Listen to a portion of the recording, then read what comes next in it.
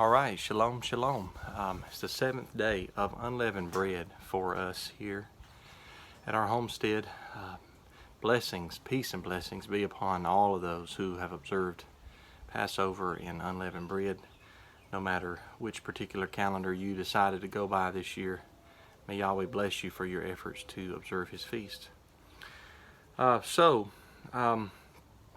ate leavened bread during this feast. Not on purpose, not because I had some major revelation that we can now eat bread during the Feast of Unleavened Bread. Me and two of my sons were hungry one day, went through Zaxby's. My sons actually walked through the drive-through line because they're only doing takeout right now, because of the virus thing that's going around. So they brought it back to the truck, and me and both of my sons are sitting there eating the Zaxby's toast. And it's during the Feast of Unleavened Bread. And I think it's like the, second, third, fourth day, something like that, of the feast. And we don't realize it until I walk in to the house that evening, and somehow my wife knows that I've eaten Zaxby's. And she said, "Did you eat bread today?" I said, "No, I didn't eat bread today. It's the Feast of Unleavened Bread." She said, You didn't have Zaxby's today?" And I put my hand on my face and did the face palm. So it was interesting because I've done that before, but it's been a long time since I did that. Been a very long time since that happened. Maybe 10 years or more, something like that. So it's not that difficult to do, and I don't know if I should say pleased or humbled when I made a post about it on Facebook, and there were so many people in this feast-keeping movement, this Torah community, that said, yeah, we've done the same thing before, or we did the same thing this year. And some of them had been feast observers for a long time, and some of them were rookies when it comes to the feast, first or second year people.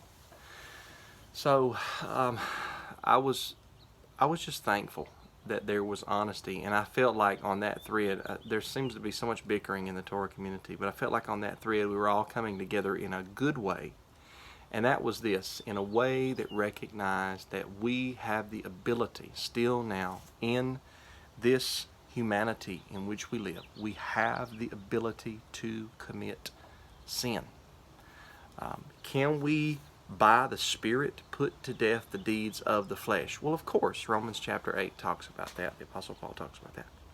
But we still have the ability to sin, and we sin without even recognizing it. And this is one of the things that the feast signifies. When we remove the leaven out of our homes, we remove the bread out of our homes, it's a type or analogy of removing the sin from our lives. My dog was barking there. It's a type or analogy of removing the sin from our lives. Now, don't take that analogy too far, because when you bring the bread back in after the feast, it doesn't mean you bring the sin back in. Don't take the analogy too far. Analogies and types are not meant to be taken to the fullest extent. But it's like, where Paul says a little leaven leaveneth the whole lump in 1 Corinthians 5, and he's talking about it in a negative connotation. It was the same thing here. We remove the leaven from our homes. It's a type of removing the sin from our lives. And the reality is that a lot of times we sin and we don't even realize it.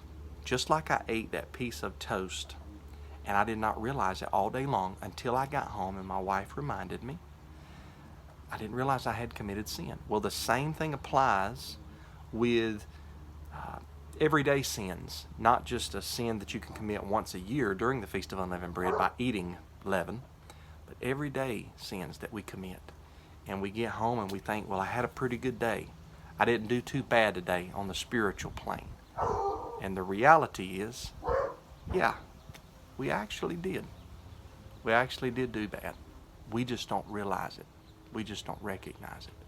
1 John 1:8 says, if we say that we have no sin, we deceive ourselves and the truth is not in us. But if we confess our sin, verse 9, He's faithful and just to forgive us our sin and cleanse us from all unrighteousness.